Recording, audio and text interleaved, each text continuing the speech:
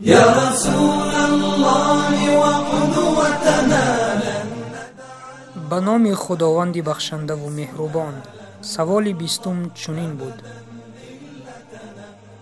اولین نفری که اسلام را قبول کرد کی بود؟ اولین شخصی که اسلام را قبول کرد این مادر مؤمنان خدیجه بنت خویلد خداوند از او راضی باد بود. هنگامی که محمد صلی الله علیه و سلم از کوه حرا پایین آمد و به سوی خانه رهسپار شد، خود را در عالم دیگر می دید.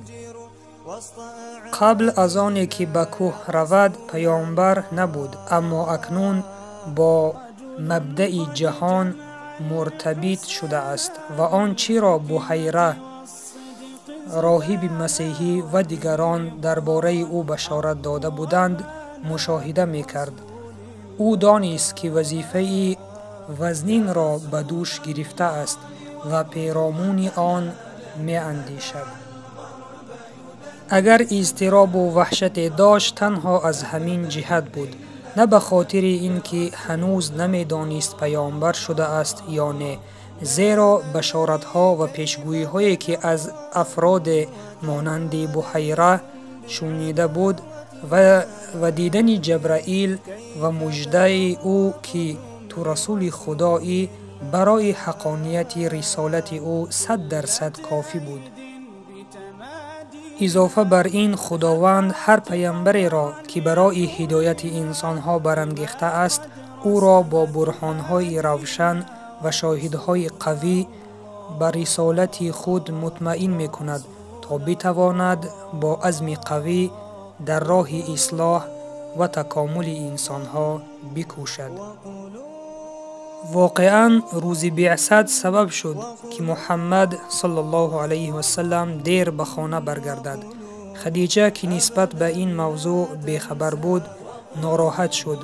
هنگام محمد صلی الله علیه و سلم را دید که با چهره های دیگرگون وارد خانه شد، از او پرسید: چرا امروز اینقدر دیر آمدی؟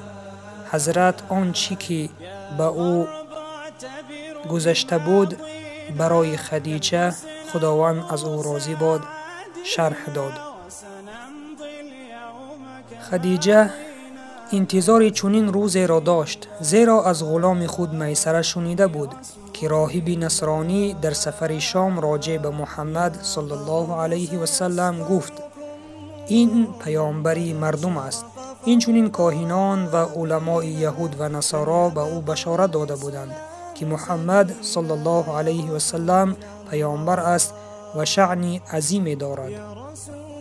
بنابراین خدیجه خداوند از او راضی باد از جای برخاست و پس از پرسش ها به نزد پسرعموی خود ورقه ابن نوفل که از مردان باسواد و مسیحی آن زمان بود رفته این قصه را به او گفت.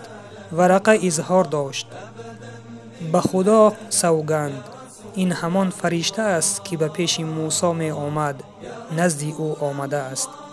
به هیچ شک او پیامبری این امت خواهد بود. سپس برای اینکه خدیجه موضوع را بهتر درک کند نشانه نازل شدن فرشته و وحی را به او فهماند. خدیجه خداوند از او راضی باد برگشت و پس از بررسی کوتاه نبوت و پیامبری محمد صلی الله علیه و سلم را پذیرفت و ایمان خود را اعلان کرد و به این تدبیر در میان زنان افتخار اولین ایمان نصیب وی گردید. و از مردان اولین شخصانی که اسلام را قبول کردند ابوبکر صدیق، علی ابن ابو طالب، زید ابن حارث خداوند از همه آنها راضی باد بودند. بعد ابوبکر صدیق یک چند نفر را به اسلام دعوت کرد. اینها عثمان ابن عفان، زبیر ابن عوام، عبدالرحمن ابن عوف، سعد ابن ابو وقاص، طلحه ابن عبیدالله بودند که اسلام را قبول کردند. خداوند از همه آنها راضی باد. برادر و خواهر ایمانی هم این بود معلوماتی کوتاه درباره شخصانی که اولین شده اسلام را قبول کردند. السلام علیکم و رحمت الله و برکاته. قد رسمت هادينا ورسول الله